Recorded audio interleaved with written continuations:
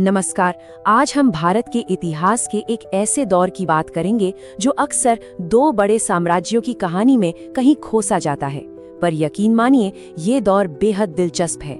हम बात कर रहे हैं मौर्योत्तर काल की, एक ऐसा समय जो उथल-पुथल से भरा था लेकिन साथ ही जबरदस्त रचनात्मक भी था। ये सवाल तो देखिए हमेशा ही उठता है।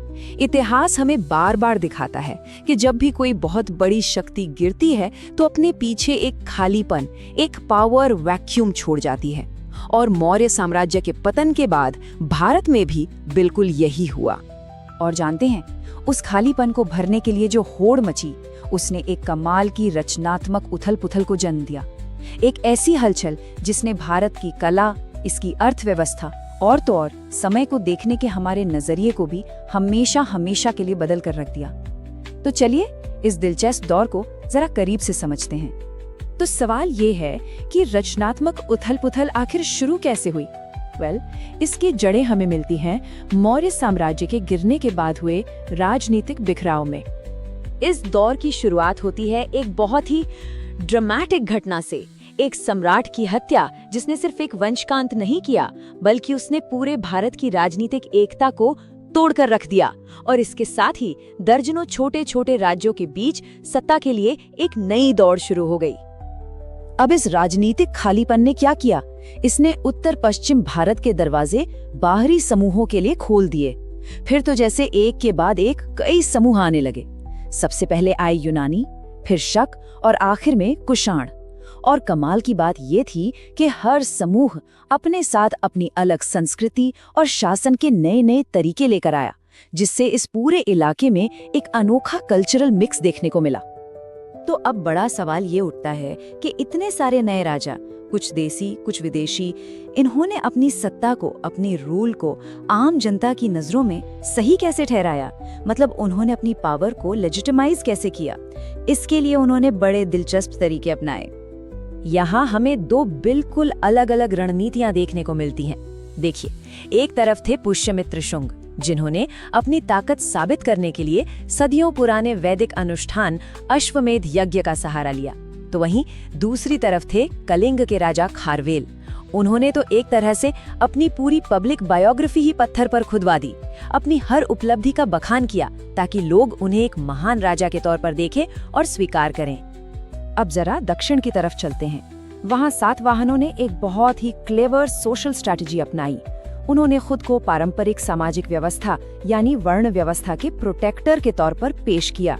सोचिए, शासक गौतमीपुत्र सातकर्णी को तो एक ब्राह्मण यानी यूनिक ब्राह्मण तक कहा गया। इससे समाज में उनकी पकड़ और भी ज्यादा मजबूत हो गई। तो ये तो हुई राजनीति की बात, लेकिन इस राजनीतिक उथल-पुथल के साथ साथ ये कल्चरल एक्सचेंज का भी एक जबरदस्त दौर था। और इसका सबसे पक्का सबूत वो हमें उस जमाने की कला में देखने को मिलता है। इस दौर में एक ऐसी नई आर्ट स्टाइल पैदा हुई जो न तो पूरी तरह से भारतीय थी और न ही पूरी तरह से विदेशी। ये तो जैसे पूरब और पश्चिम का एक खूबसूरत संगम थी। इस स्टाइल को हम आज गांधार स्कूल ऑफ आर्ट के नाम से जानते हैं। जरा सोच कर देखिए, मूर्तियां बन रही हैं भगवान बुद्ध की, लेकिन उन्हें बनाने का जो तरीका है वो ग्रीक है। चेहरे पर एकदम रियलिस्टिक भाव, कपड़ों में खूबसूरत सिलवटें, बिल्कुल वैसे ही जैसे यूनानी अपने देवता अपोलो की मूर्तियां बनाते थे। गांधार कला की कुछ अपनी खास पहचानें थीं। इसे बढ़ावा देने वाले मुख्य लोग थे शक और कुषाण शासक। इसका सब्जेक्ट हमेशा बौद्ध धर्म ही होता था। मूर्तियां एक खास किस्म के हरे या भूरे रंग के पत्थर से बनती थीं, और इसका सबसे शानदार उदाहरण वो थीं अफगानिस्तान की बामियान की विशाल बुद्ध प्रतिमाएं, जो अब खैर नष्ट हो चुकी हैं। कला तो थी ही, पर इस दौर में एक और चीज में क्रांति आई, और वो थे सिक्के यानी मनी, जिसका अर्थव्यवस्था पर बहुत गहरा असर पड़ना ही था। सिक्कों का विकास भी अपने आप में एक पूरी कहानी है। सबसे पहले हिंद यूनानियों ने भारत में सोने के सिक्के इंट्रोड्यूस किए। उनके बाद आए कुषाण, जिन्होंने सोने के सिक्कों को तो रेगुलर किया ही, साथ में तांबे के सिक्के इतने बड़े पैमाने पर जारी किए कि व्यापार करना बहुत आसान हो गया। और फिर थे सातवाहन, जिन्होंने लेड यानी सीसे जैसे अनोखे मटेरियल के सिक्के बनाकर अपनी एक अलग ही पहचान कायम की। और देखिए, ये सिक्के सिर्फ लेन देन का जरिया नहीं थे, ये तो उस जमाने के प्रोपेगेंडा का एक जबरदस्त टूल थे। राजा इन सिक्कों पर अपनी आस्था और अपनी ताकत का प्रदर्शन करते थे। जैसे कुषाण राजा विम कटफिसेस ने अपने सिक्कों पर भगवान शिव और नंदी को जगह दी, तो वहीं कनिष्क ने बाद में भगवान बुद्ध की छवि का इस्तेमाल किया। यौधेय गणराज्य ने तो युद्ध के देवता कार्तिकेय को ही अपने सिक्कों पर दर्शा दिया। मतलब हर सिक्का अपने आप में एक कहानी कह रहा था। तो हमने कला की बात की, सिक्कों की बात की, लेकिन इस युग ने हमें सिर्फ यही नहीं दिया। इसने हमें एक और कीमती विरासत दी, और वो थी पत्थर पर उकेरे गए शब्दों की विरासत, यानी विशाल शिलालेख। और इस विरासत का सबसे बड़ा उदाहरण है जूनागढ़ का शिलालेख। इसे संस्कृत साहित्य में एक मील का पत्थर माना जाता है। पता है क्यों? क्योंकि ये सिर्फ कोई शाही फरमान नहीं था, ये तो शुद्ध संस्कृत में लिखी गई एक खूबसूरत काव्य रचना थी। ये शिलालेख कई वजहों से बहुत इंपॉर्टेंट है। पहली बात, ये एकदम रिफाइंड संस्कृत में लिखा गया पहला लंबा शिलालेख है। दूसरी, इसमें शक राजा रुद्रदामन की उपलब्धियों का जिक्र है। और तीसरी और शायद सबसे खास बात, इसमें सुदर्शन झील की मरम्मत के बारे में बताया गया है, और जोर देकर ये लिखा गया है कि ये काम बेगार यानी फोर्स्ड लेबर के बिना करवाया गया। अब सोचिए, उस जमाने में एक राजा के लिए ये कहना कितनी बड़ी बात रही होगी। तो कुल मिलाकर इस रचनात्मक उथल-पुथल वाले दौर की लेगेसी क्या रही? इसका हम पर क्या असर पड़ा?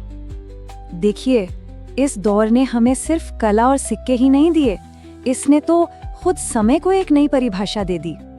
भारत के दो सबसे प्रमुख कैलेंडर्स इसी दौर की देन है। एक है विक्रम संवत जो 57 BC में शुरू हुआ, और दूसरा है शक संवत जो 78 CE में शुरू हुआ, और जो आज भारत का ऑफिशियल नेशनल कैलेंडर भी है। इसका मतलब ये है कि जब भी हम इन कैलेंडरों का इस्तेमाल करते हैं, तो जाने अनजाने में हम सब 2000 साल पुराने उस रचनात्मक युग की विरासत को ही आगे बढ़ा रहे होते हैं। तो सबसे जरूरी टेक अवे क्या है? देखिए, मौर्योत्तर काल को अक्सर एक डार्क एज कह दिया जाता है, सिर्फ इसलिए क्योंकि उस वक्त कोई एक बड़ा साम्राज्य नहीं था। लेकिन सच तो ये है कि ये बिखराव ही इनोवेशन का सबसे बड़ा इंजन साबित हुआ। ये एक ऐसा दौर था जब अलग अलग विचारों, कलाओं और लोगों के मिलने से भारत और भी ज्यादा समृद्ध हुआ।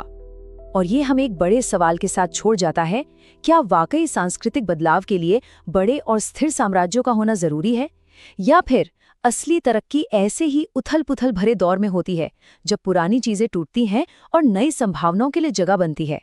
ये सोचने वाली बात है।